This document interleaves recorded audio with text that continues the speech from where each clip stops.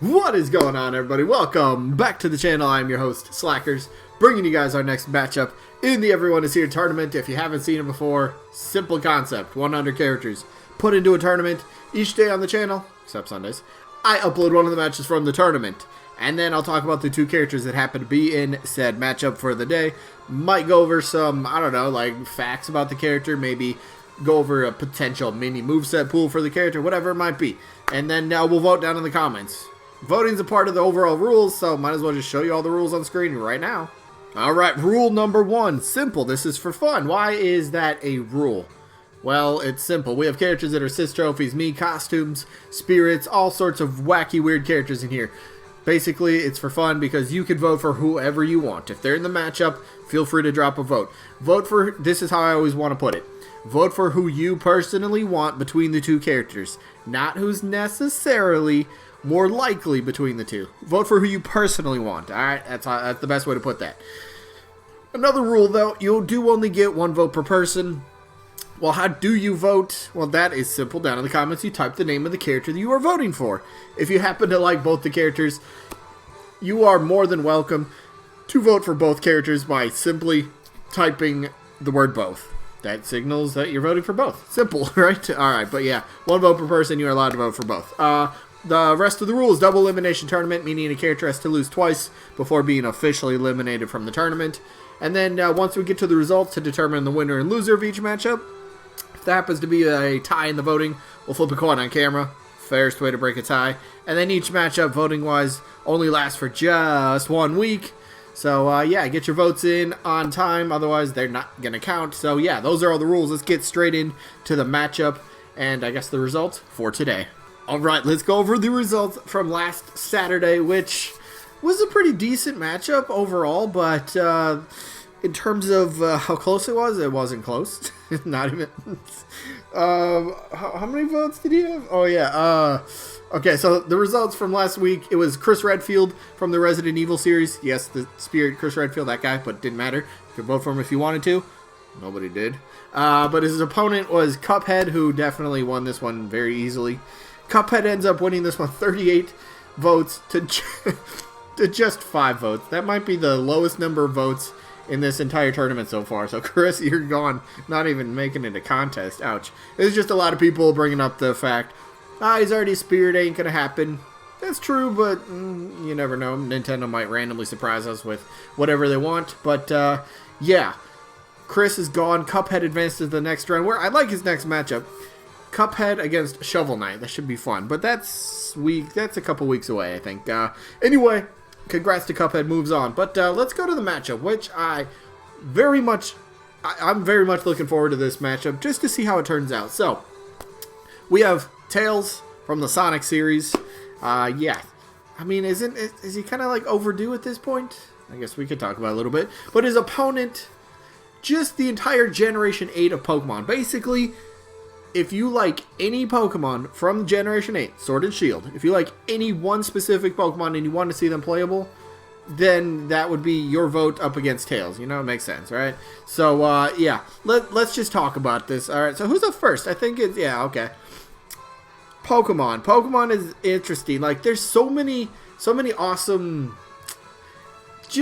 There's such a huge pool to choose from here, it's kind of not fair, but at the same time, when I made this tournament, we didn't know all the Pokemon for Generation 8, so it was just kind of like, alright, pick somebody from the newest generation, and then if you like them, you vote for them. So for me, specifically, the starters might have the final evolution starters might have the best chance as a new Pokemon to get in Smash Bros. Ultimate. Look, it's a first-party character. It's a first-party... Nintendo has the rights. They get it. They control it. They can do what they want. They don't have to pay these third-party companies for the rights to third-party characters and everything. So, and especially Pokemon Sword and Shield was the fastest, I think, maybe not best-selling, but the fastest-selling Pokemon series in the history in, like, at least the first week or whatever, wasn't it? Like, it was breaking all sorts of crazy records. Didn't it even break Smash's record for, like, most sales in the first weekend or whatever that number was? It was crazy. It was breaking records, which was great for Nintendo, even though there was a ton of backlash with the National Dex outcry, or not out, well, kind of an outcry, but that whole situation. It was still good to see. And overall, the game is... I think the game plays very well. It's a very enjoyable experience. Yes, it does suck. Why am I going into Pokemon's... No. The shift focus back to these characters who could potentially be in. So, we do already have 2 Final Evolution Fire Starters, and then 1 water, and 0 grass. So it's like, alright, can we finally round out that trio? Can we finally get that final evolution form of for a grass starter? Rillaboom, who would make a fantastic character. He was my starter from the beginning. Grookey was. I really, like, this Pokemon has grown on me so much. Rillaboom, just overall in general. Like, usually I like my starter, and then eventually it'll kind of be like, alright, it's kind of a good starter, and then I'll just kind of like ditch it, whatever. But no, Rillaboom has just been sticking with me, and I absolutely enjoy. I love the potential playstyle that he could bring and all that sort of stuff. But I don't know, just for me, I really do love Rillaboom as a potential character in Smash. You know, big old gorilla, another bigger character, heavyweight sort of character. He's got the drums, got to put that in there. Like, that would be absolutely insane. And then what was the Pokemon Direct thing? I don't remember. The like Inteleon, the Final Evolution Water Star, has a sniper, has a gun or whatever.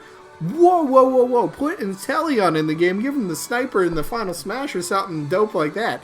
I'm okay with that. Cinderace has that fire soccer bunny thing, whatever that was. It's alright with me. It's not my favorite by any means, but it could have some cool moveset as well. But how about we focus away from the starters for a second? Because again, Generation 8 Pokemon as a whole. Sword and Shield. Any Pokemon you want. How about another very popular one? Toxtricity, who's been sitting on screen for a couple minutes now. One of the most searched, most popular new Pokemon from Sword and Shield.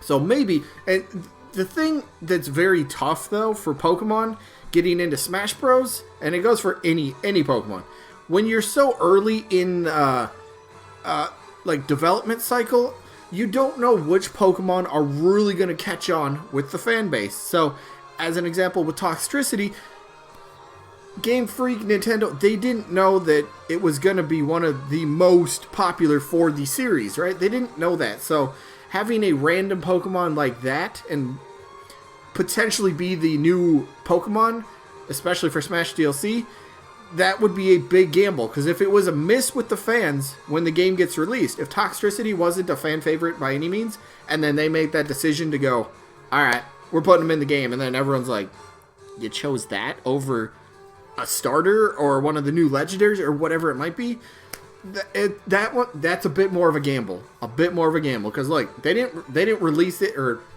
they didn't show us anything about that Pokemon until the game came out. Well, a couple of leaks did, but whatever. It was just a Pokemon. They didn't market or advertise or anything. It was all up to the fan base to drum up the want for that specific Pokemon. So maybe somebody like Toxtricity might not make the most sense, because again, we have to go back a year when they were finalizing the Fighter Pass. Now maybe for additional DLC, they have a bit more time to kind of analyze which Pokemon were popular, and then they might go with one of the more popular ones potentially. So Toxtricity has a chance. Obviously, the starters probably, if Pokemon were to get a new rep, the starters probably would have one of the safer bets for any of them, but you never know. They could throw us a curveball. Maybe we get Pokemon Trainer version 2 with some random, 3 more starters, whatever it might be. I don't know. It'd be kind of cool, but it'd be fun. Pokemon, I think, could have a strong contention for Smash DLC for Ultimate, but I don't think it's by any means a guarantee. And that's the beauty of it. We don't know what Nintendo has planned. We don't know what was on their list. We don't know what Sakurai chose from that list and what he said he could make a moveset for. We don't know any of that, and that's great. We get to let our minds wander and have a bit of fun. So how about we have some fun with Tails here? Now, Tails, like I was stating a bit earlier in the match introduction, is Tails kind of overdue at this point? Look, and the point is, Sonic has been in since Brawl, and then he was in Wii U and 3DS and Ultimate now. So the Sonic series is the longest running third-party consecutive game appearing character that we have, right? How do we still only have one playable character from that franchise.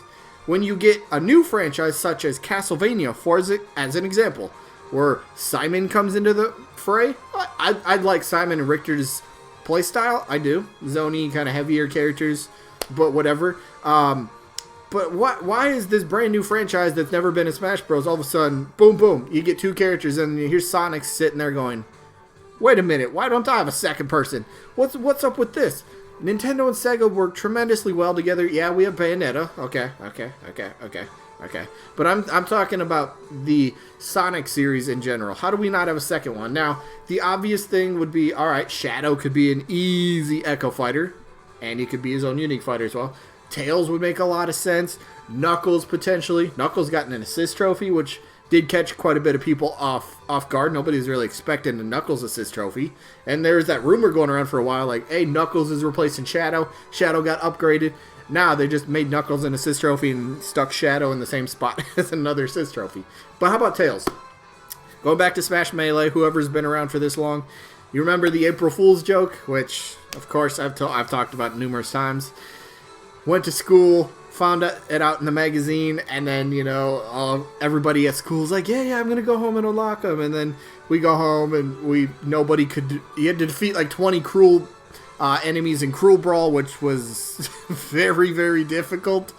And then we all went to school the next day, and, I unlocked them. I had them. It was great, and we just had fun with it. And, of course, then, what was it, like a week later, whatever it was, it came out that it was fake, and it was like, yeah, I totally knew it was fake. I was just seeing what you guys had to say, I was just kind of testing your buddies there. But anyway, the point is, Tails would make a fantastic addition. Sonic, if there's any third-party franchise in Smash Bros. That deserves a second rep from that series, I believe it should be Sonic. Again, Nintendo and Sega work very well together. Sonic has been in for 3 straight games. I count Wii U and 3DS as the same game. So 3 straight systems. Again, you get what I mean. But been in 3 straight. How do we still not have a second character? Now, Tails, how could he work? You could do the feet on the ground, punching kick, spin dashes. You could do that sort of stuff. You could also put him in his own little machine inventions and have him fly around, walk around, whatever it might be. And I think that'd be the funner, the much more enjoyable way to go. Put him in his mechs and his inventions and let him go crazy. How, I always compare him to Bowser Jr. and how he's in the Koopa Clown car. Put him in a little machine and let him do a bunch of crazy invention, attack moves, whatever it might be. That would be, I think, for me, that would be the more enjoyable way. Now, again, yes, Tails could definitely work. Boots on the ground, he could definitely do that sort of stuff, right? But no matter what, whichever version you have to go with, if you don't have Tails actually spinning his tails and, hovering, you did the character wrong, so he doesn't deserve to be in. But they wouldn't do that, right? They would get that. He'd have the hover effect like Peach and Daisy do when you jump and you hold the button. So it'd be the same sort of idea. You jump and you press and you hold the jump button and he just sits there and hovers. It just makes too much freaking sense, right? Anyway, this one is actually tough because I truly do believe Tails / Shadow. I believe Sonic series absolutely 100% deserves a second rep in Smash Bros. Should have happened already, honestly, as a playable character. But I'm actually voting for Pokemon. I'm actually going to go with... my one pick for Pokemon is Rillaboom. I told you, this Pokemon has stuck with me in my party the whole time. I've just... I don't know. I've just been increasing... I don't know, he's rising up my list of favorite Pokemon, ever so slightly. Keeps I like this. I like the look, I like the playstyle, I like just everything about him. And plus, we would finally have that final evolution grass starter, so that plays a big factor in as well. So, Generation 8 Pokemon, specifically Rillaboom, gets my vote in this matchup. I did almost actually vote both, but I don't know. I've just been on a really big Rillaboom kick lately for some reason. So, Rillaboom's got my vote. Let me know who you guys vote for down in the comment section. Now, if you guys are watching this far into the video, thank you. Props to you, I guess. If you watch this within the first couple hours this goes up, raid bosses are today. If you want a chance to fight my raid bosses, join the Discord. Link in the description. I will have an arena set up. I'll give you guys the code in the Discord. Come join the arena. Come fight. It'll be a video. Be out next week. This should be... I'm very much looking forward to this. I'm very much looking forward to it. So, yeah, if you're interested, again, Discord link in the description. Anyway, that is it. I hope you guys enjoyed. So, sneak peek for Monday. Let's see, which matchup? Matchup number 103. Okay. Matchup number 103. We have Bandana Waddle Dee from the Kirby series. And he is taking on Leon Kennedy from the Resident Evil series. One Resident Evil character just got eliminated. We'll see how this one does, but that's the matchup. And then the results we will get for Septile, who's taking on Mock Rider. So, yeah, that is it for this one. Hope you guys enjoyed. Hopefully, I catch some of you in the Discord and in the raid bosses later today. Anyway, that's it. Hope you guys enjoyed. Hopefully, catch you on the next one. Peace out, buddy.